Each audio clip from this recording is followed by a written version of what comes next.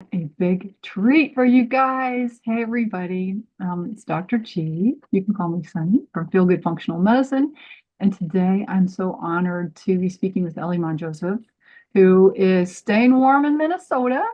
And she is a holistic RN who helps people move into their next awesome stage of life through trauma, through triggers, and she's going to tell us more about how she does that and also give you tools that will help you to do that. Many of us don't even know what are the past experiences that have affected how we're dealing with things now. And I think Ellie's got some deep insight into that. And stick around because she's going to give a free tool that you can help to start to explore these areas. Welcome, Ellie. Yay. Thank you so much for having me on here. It's a pleasure. Lovely to have you. Well, one nurse to another, y'all, Mhm. y'all know. So she has been a registered nurse. My first foray into medicine after nursing, being a nursing assistant, was to go to nursing school before I went to medical school. And I do think nurses hold together. They are the glue in the medical system. And I want to honor everybody who's ever worked in everybody who's in is in the healing arts, but nurses really special place in my heart for them. And so I'd love for you to share with people first, what in a nugget, what are you doing right now? And then let's kind of go through how you got there, okay? Yeah, I would love to. So kind of like you mentioned, have a background in nursing, but currently I've transitioned out of that role and work as a trauma sensitive practitioner, also helping people navigate through different life transitions. And so whether it's unprocessed stress and trauma from the past that's still being carried over and draining your energy and disconnecting you from relationships.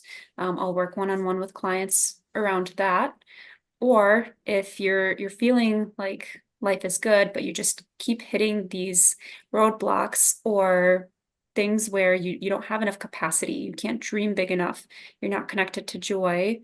Sometimes that's little subtle hidden ways where trauma is actually eating away some of that capacity. And so I help clients build some of that of where are those tendencies of people pleasing or the imposter syndrome actually getting in the way of where you want to be in life. Oh, that resonates with me so much. I remember when I got out of medical school, right? Having been, started really as a nursing assistant and getting out of medical school and then having somebody call you doctor when you're like, you don't know what the heck's going on that first the first whole year, y'all. Be careful of going to the hospital in June when all the new docs get out. But imposter syndrome was real. Mhm. And I've experienced that multiple times. But there are other things that you talk about triggers too. Could well, before I quiz you, tell us how you found your way into this incredible work that you're doing. How did you get into that?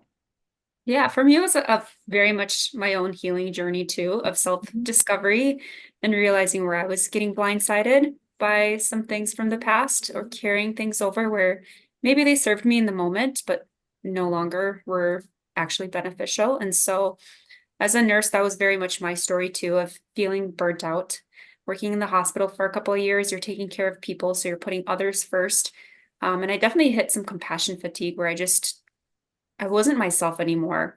And that concerned me a little bit because I know I'm usually a very compassionate, soft, present person. And I didn't even know what I wanted in life anymore because you're giving and you feel so empty eventually because there's just not much to give. And so my solution to that was to go and give back in the underdeveloped countries. And so I took a year off. I quit hospital nursing, sold all my things, and took a year to just travel abroad and work with different practitioners and healthcare professionals from other countries and learned more about functional medicine, integrative health, and just when you don't have enough resources, how do you take care of people?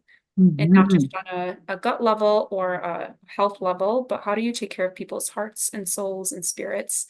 And so it was a super eye-opening journey for me of there's so much more than just taking care of people. And when you connect with them on a heart-to-heart level, and it was a really beautiful experience for me to just have this culture shock of Oh, everything I knew, there's actually different patterns that I can step into. I don't have to repeat some cycles that either my family has set up for me or nursing school or my work environment. I actually have choices. And so after that year, I did go back to nursing for a couple of more years in the clinic setting, working on rheumatology and just working with people's autoimmune conditions, different disorders where it's ultimately your body is just so stressed that it starts to attack itself. Huge, huge point. Yeah.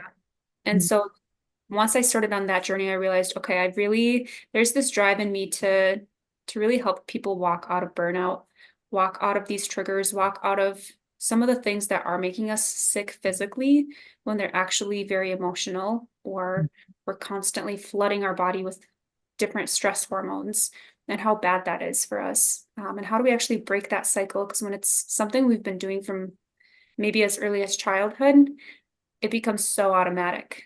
And that's where the triggers come in. So how do we break that? And so that was a big passion of mine. And I decided to go back to school and become a nurse coach, as well as get some certifications on trauma care, trauma informed care, somatic therapy. So connecting your mind to your body. So when we're not present, or when we're in those trigger states, we're out of our body and stuck in our mind. And so how do we kind of reintegrate and make it a holistic experience and reinvite ourselves back into the process? Nice. And many times people are going through their lives and they're not aware of the patterns.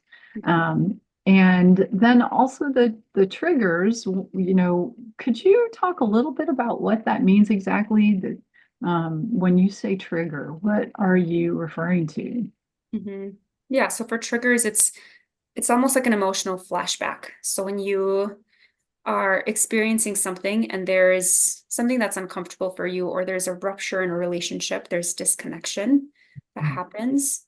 Often triggers are this emotional response or an outburst that we have, where even when you mentioned how you had imposter syndrome, when people started calling you a doctor and you had this reaction, you can almost imagine in your whole body going, this is so uncomfortable, and you're rejecting that, and you can maybe feel it in your shoulders and your chest, and Mhm. your mind So is that's the going, body connection part of it. Where is it, huh? mhm. You feel it. Yeah. Um, So you just have like a body reaction typically, and that's where we get stuck looping in some of the thoughts of, I don't deserve this, or the inner critic gets really, really loud and triggers too, of how could they do this to me? It could kind of flip over. And so emotional triggers are just these instant reactions that we have, that send us into survival mode, which is essentially the fight, flight, freeze, or fawn response. There's a few mhm. more that we won't necessarily touch on, but it's just when we have this out of body experience of you're not feeling like yourself, and you have a big reaction that you can't quite control, and your emotions are running really high, but your reasoning brain is not you're not able to reason your way through it, and so you're kind of stuck in a trigger, and that's what those emotional triggers are. Well, I am, it makes me think of Joe Dispenza's work. He talks about, you know, when you look back on your life, when you're able to look back on it without emotion, like without being triggered, that's wisdom, because you can actually look back and you can be objective, maybe have healed. And I'm imagining that with working with you, that's coming to that kind of wisdom is so, as an outcome of working with someone like you who is integrating the memories. And I mean, I think healing the inner child is another way some people will put that, but just trying to move into the future of being in the present, moving into the future in a different way, right? So you're going to help people like rethink the path down to the lake. I used to tell people, Mm, when we think of these neurological habits, it's as though you have a lake house and there's like woods. And in between the lake house and the woods, there's a path that you keep walking, keep walking, keep walking. That's your neurological path. And in order to make new patterns, we have to walk a different path. So we have to actually, chop a different path down to the water. Um, and sounds like that's kind of the theme that you're working with people. What would you say are folks' biggest barriers? Like what gets in the way? when they're trying to do this good work? Yeah, I think the number one thing is a lack of self-compassion, which makes so much sense. It's usually, sometimes people will say this is parts of us that we could disconnect from or that feel broken because they actually feel like they're not welcome, they're not integrated.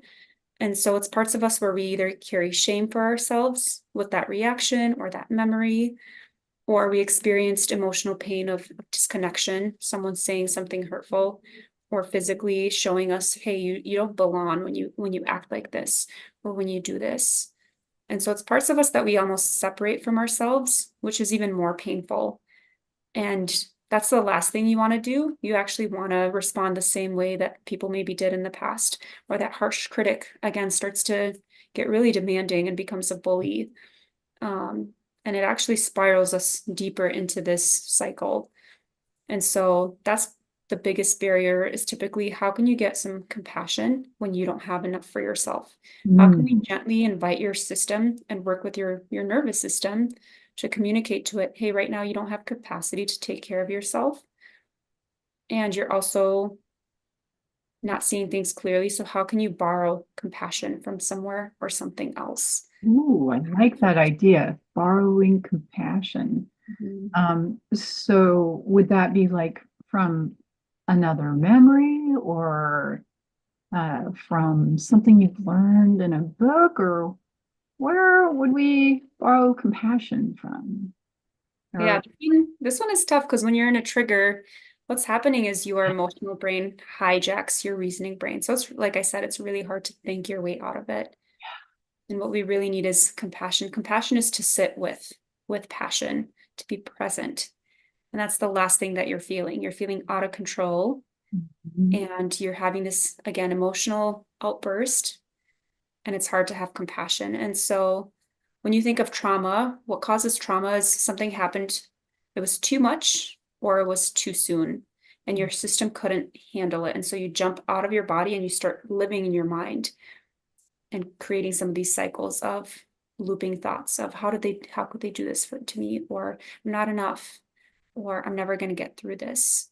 And it creates a lot of powerlessness. And so how we can borrow that is there's different ways, but we actually reshape our brain by building connection with our mind and our body when our reasoning mind is offline.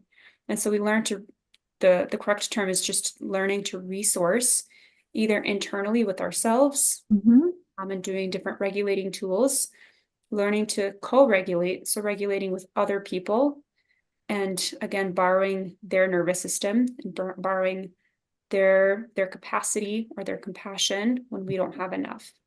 And that can be also environments. If you think of like something that makes you feel very safe and comfortable, a lot Mhm. of people think of either a space like in their room, or someone's loving arms, a hug. Sometimes we'll think of cooling water, the sound of beach waves, or the smell of snow. Those are actually all of our five senses. And when you're present, your five senses are engaged. We can have easy compassion, access to compassion. Whereas when we're not, we kind of lose touch with ourselves and our five senses. Because again, we're just stuck thinking our way through. Mhm. And so it's an art of learning what can your system handle in this moment, because we never want to take you over the edge. Mhm. You handle a drop of compassion in this situation, just to bring some of that control back.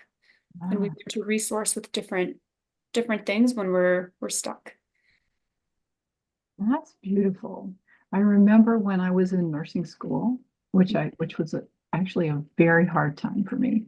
And when for decades after nursing school, I couldn't think about it without crying. And now I can because I've done a lot of processing around it because well, I had some trauma. And I used to carry a picture of my partner at the time, and Mhm. like in my pocket. And I'm like, okay, when things got really tough back at Georgia Baptist, the all girls nursing school was very strict. And I was a little bit of a wild card. I had already gone to college a bit and come back to this, but and so, they would say things to me like, Van Duzen, I've got my eye on you, right? And there's trauma but I'd carry a picture because it was I guess it was my resource at the time, and I didn't know about, but I knew I needed something. Yeah, That that's sounds such a like beautiful example yeah, of a soothing resource and a positive resource. Because if yeah. you think about it, often when we're stuck, the alternative is addiction or numbing the pain or coping in ways where we're coping. And Yeah. so either way, we're gonna make a decision one way or another. But when we have those healthy resources, like you mentioned with your partner at the time, that was something that soothed you and connected you and gave you some of the strength to move forward. Yeah, definitely. So, the other thing that so I'd love it if you have any like great reads, that would be neat. Um, I will, when I see clients and they have a lot of, anxiety, I'll have them make a little mobile de-stress kit, right? So take a scent, maybe take a picture, have a song that you could play and fit in your ears, or a meditation or something like that, so that you're engaging, as many senses as possible, just like you said, to help you to regain a little bit of control. And that's when people have anxiety. Maybe it sounds like you might do something similarly, but also involving the body. Is that what I'm hearing too? Is like, are there exercises or things that you have people use, or is it more sensing what's going on with their body?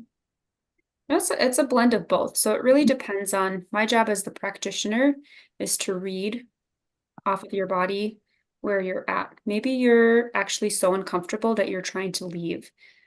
And people will have this urge of, I just need to get out of here. With social anxiety, that's usually what's happening. I need to Mhm. get out because I'm not safe to be myself fully. And your whole face gets red and your shoulders pike up because it's uncomfortable. And you have all these reactions. Your body's maybe even more activated and you're having like the shakes or shivers.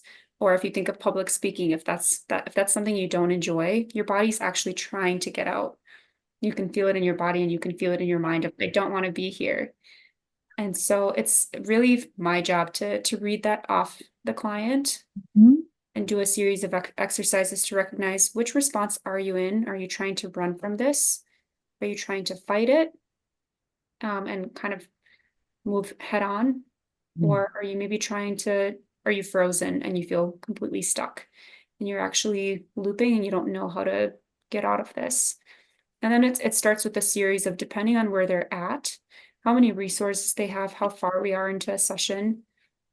That's where I, as a practitioner, start to slowly invite some of those regulating exercises. So if it's safe for you to feel safe, if touch is something that feels comfortable and soothing, that's when I can invite them to just place their hand on their heart and we actually slow that down. Kind of when you were talking about the from the house to the lake house to the lake, we're actually slowing down that forest so we can understand what's happening. And so Mhm. when we incorporate the body with either touch or we center towards our breath as a resource, or if it doesn't feel safe to be in the body, that's when we can kind of focus on what's on outside. What are you smelling? What are you seeing? And just focusing on that for a minute to get out of our minds and back into being present with ourselves so we can have some compassion to move us forward.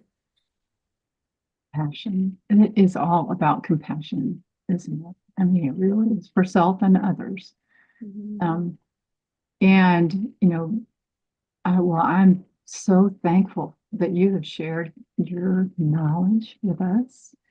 And I know that you have anything else that you feel like is important right before we wrap it up to help people understand and to, anything else that we would want to share.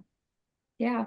I think one thing that came up during our conversation is when we feel like we're broken or when we get to seasons where triggers start to get more often or the inner critic gets very loud, sometimes we want to go looking for answers in books, in research, in Google searches. And I believe that's good. We're trying to get some understanding, and it's also a little bit of a control game. I want to control, and I want to actually no longer feel this. Right. We're thinking our way out of feeling.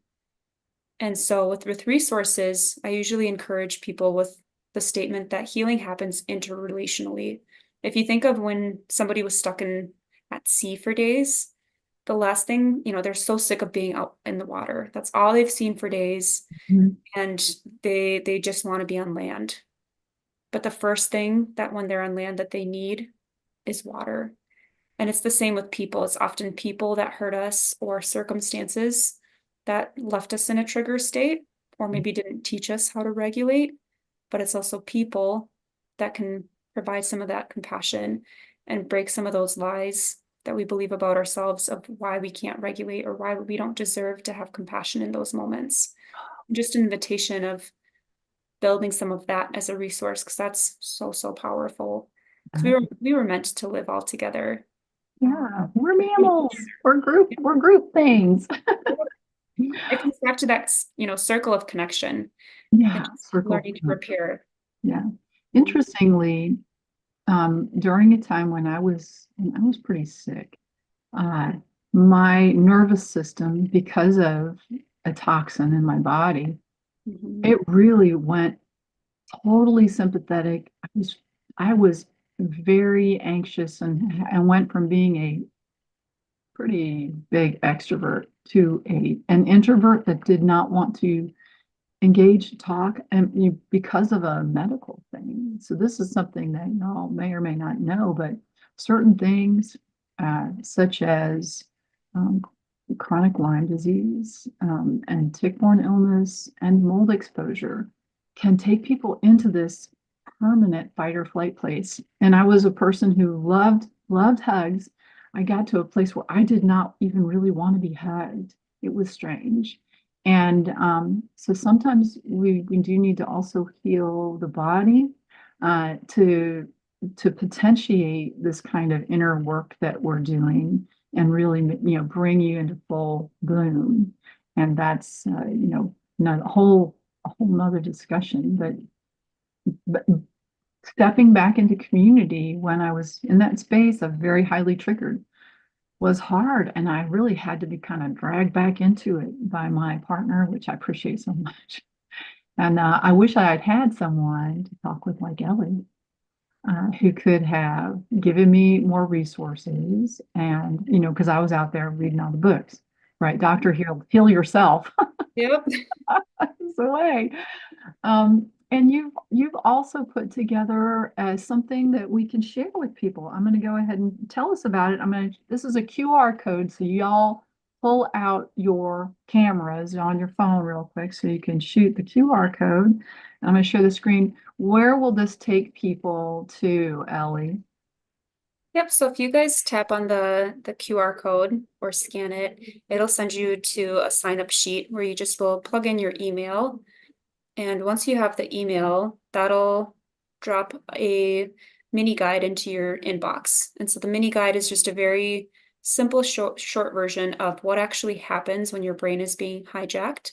So you do have a little bit of that understanding of why does it feel so automatic and out of control, just for you to even understand that this is so normal and create some of that compassion of, oh, this is what's happening. And so it kind of goes through that in a very simplified version and shares a little bit more of what are those four responses when you're in fight, flight, freeze, or fawn? What does that look like? Mhm. Um, what does it look like for your system and not just the medical terms, but when you're feeling like you can't stop crying, what response is actually happening? Right. And then just a series of a mini guide with some journal prompts of how do you get back into your body? What are some 4 or 5 questions that you can ask yourself to bring some of that power back? And it's just a great starting place for when you do feel stuck or triggered or have big emotions and you're not quite sure, how do I get out of this? And this is just a great starting place. Thank you so much. Well, Ellie, you've given us a lot to think about, and I know I'm going to be thinking about it, because I'm stuck right now in various weird little ways, right? Why am I not moving forward, right? So, Ellie would also be appropriate for somebody like me who's like, things are going okay, but there's areas that I'm just I'm spinning my wheels in place. So I hope that you guys will take advantage of this tool that Ellie has shared with us. Thank you so much. And I would love to talk with you another time, and want to send thanks to everybody who's watching. Please share this with somebody that needs it. There's somebody out there that might need this. And below in the description, you can also find links to Ellie's company, which is Live Well. What's the name of your Wellness. um Mhm. live Free say to, free to live wellness. Free to Live Wellness? Yep. Okay, well, we're going to say goodbye, streamers, and until next time. Bye.